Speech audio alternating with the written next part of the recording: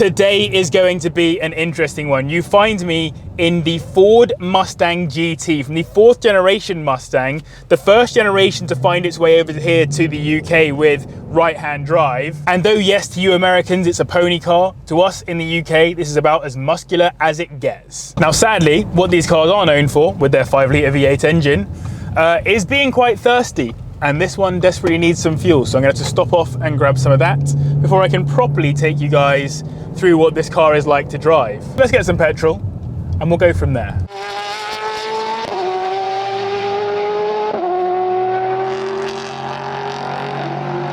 So yes, got a little bit of petrol in it now, so it might actually get somewhere. So not very far, I'm sure.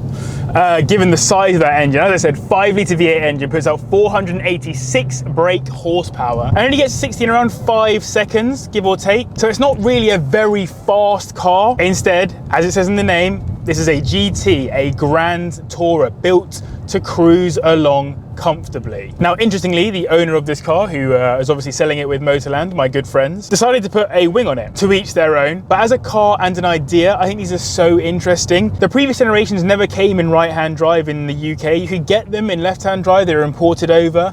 But this is the first time that we really got a Mustang in the UK. Built for our market, built for our roads. And already I'm starting to see that, because although it is a big car and like sitting in the Motorland forecourt, it's a very big car, I actually don't feel like it's so big that it's undrivable. Lots of classic muscle cars are absolutely huge. The steering so far has been very light, which is very nice. I've got it obviously in standard drive mode, not in sport or anything like that. And I've quite enjoyed driving it at these lower speeds. The seats are incredibly comfortable. They remind me of a memory foam mattress or that kind of thing, right? I just feel like I'm squished nicely into them. If there's anything that lets it down at the moment for me, it's that the interior does feel a little bit cheap, right?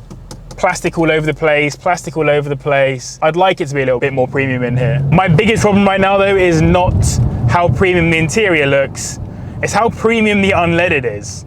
Because I've just put 20 quid in just to get me around this little cruise, and it's going down at a rate of knots. The main question I really want to answer in today's video is, who's this car for? I'm going to take it on some roads that I don't think are maybe right for this car. I'm going to take it on some like tight, twisty lanes and see how it feels. I'm going to then get onto some more open roads instead and see if it's better on those. It's going to be interesting to find out exactly who this car was built for. But with that in mind, let's stick it into sport mode and see what it does.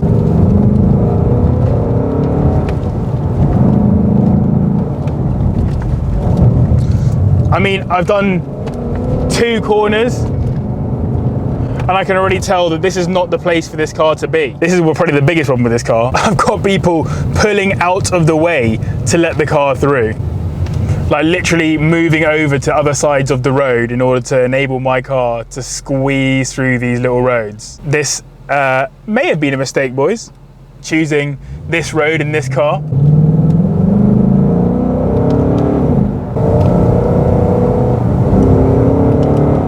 I'm starting to see a couple of problems. I'm definitely in the wrong environment to be testing this car right now. Twisty country lanes are probably not where this car needs to be. I feel like I'm making it do something it doesn't want to do at the moment. It can just about do it, but it doesn't really want to do it.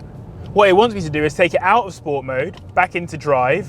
It wants to click up a few gears on its own, and then it just wants to cruise along comfortably and not really think too much about it. And if you watch my videos, you'll know that I'm big into raw cars, drivers' cars. Everything is about handling, about the feel, about driver enjoyment.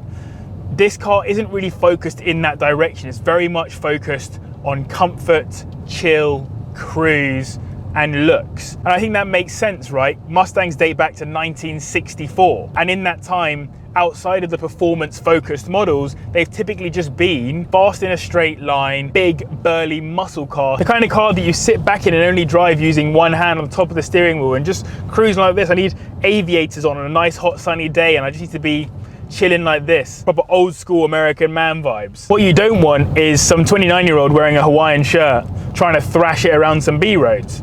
It's not really what it was meant for. So I'm not going to thrash around some B roads. Let me get to some more dynamic roads and we'll check back in. And just like that, we're off the B roads onto some much more chilled out, cruisy roads. And for me, this is probably where this car's supposed to be. That's what it's supposed to do, just Nice big open road, not too many corners. It just makes a nice little noise up front, burbly engine. I'm not saying it's not fast, but I wouldn't say it's crazy fast. And the brakes are also very, like, supple.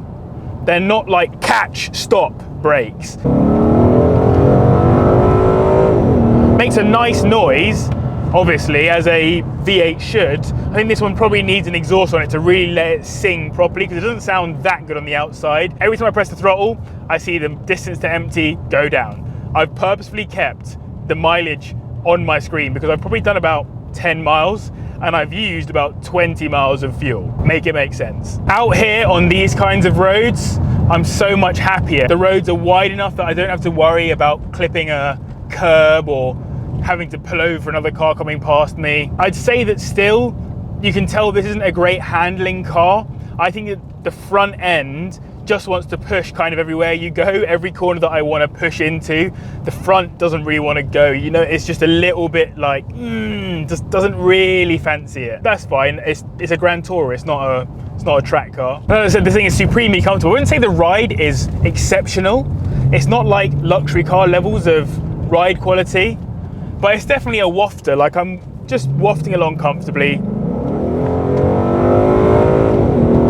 And when I need to boot it, I can, and it does go at some good rate of knots as well. Once it starts to pick up, it really goes. I love that it's naturally aspirated, so everything feels very linear, which is cool. But this is absolutely a point and squirt car. It's not a driver's car in the slightest. I can certainly imagine absolutely eating up the miles in one of these on a long road trip though.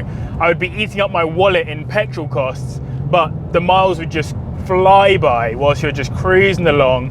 And if you're on an autobahn in Germany, you wouldn't even be thinking. You just foot would be to the floor and it would handle whatever you need it to. Probably still get passed by a Vauxhall Mariva with a family of 4 in it, but that's because it's Germany on an autobahn. Let's see what the turning circle's like. You know what? That's not a bad turning circle. The reason why I say that, I drove the 595 Abarth around there and it couldn't turn that corner, but I managed to do it in this, which is, it shows you that despite its size, it masks it well from a round town perspective. Out on these roads, this car makes so much more sense. I almost don't want to go back home the way that I came, because cruising along these kinds of roads, so comfy, man. I'm just absolutely schmooving along. It looks good, it sounds good. People are going to stare at it because it's something different out on the roads. Yeah, I think that these are ticking the boxes that they were meant to tick. They remain pretty cheap. I mean, the fact that some of these are falling into the sub 20k mark is pretty crazy now. Good value for money for something a little bit different out on the roads. By all intents and purposes, a big, heavy, burly car that isn't good in the corners is kind of the opposite of what I typically like, but I'm definitely enjoying this. Yeah, this is a lovely car to cruise around in, really lovely. Just a shame, in my opinion, that the interior is not maybe as pretty and as premium as it could be. Right, with that, let's go back to Motorland. I can walk you around this interior properly and give you my final thoughts on this car. And so then, ladies and gents, there we have it. That was the review of a lovely Mustang GT, and I really did enjoy driving it. Let's just jump on the interior though very quickly, because this is what I really wanted to talk about. I just feel like that needs to be a nice material. These look lovely. There needs to be a nice material. The steering wheel looks lovely. Needs to be a nice material. It's not a bad looking interior at all, and I love this as well, like all super nice. That just needs to be aluminium. Slightly nicer on these bits. They do feel a bit flimsy, and everything is just a little bit more rattly and synthetic than you'd like it to be, right? But outside of that, it's a super comfortable place to be, maybe not so much in the rear if you're behind me. And it doesn't feel like a Ford. It feels like there's a sense of occasion when I step inside and I see this Mustang along the side sill. And of course, look at this massive wing. That was definitely developed in the wind tunnel, producing about 700 kilograms of downforce. Now that was a super fun car to review. I hope you guys enjoyed this video. Do hit like and subscribe if you did. And finally, glad I had the chance to drive one. Click on screen to see another review of another car I drove here at Motorland.